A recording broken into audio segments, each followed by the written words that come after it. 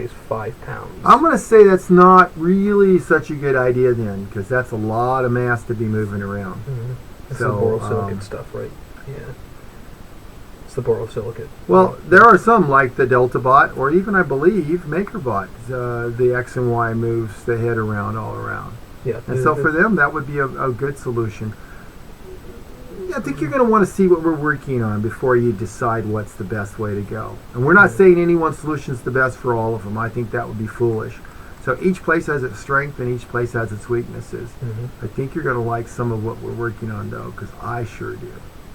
Yep. And I'm the guy who has to say the bad words for everybody when it pops off the build platform while we're working. So there you go. Anyway. All right, guys. All right. Thank you so much for your time. Yep. And as always, God bless you. Mm-hmm. We'll see you guys maybe next week. Okay. All right. Thanks, guys. Good night.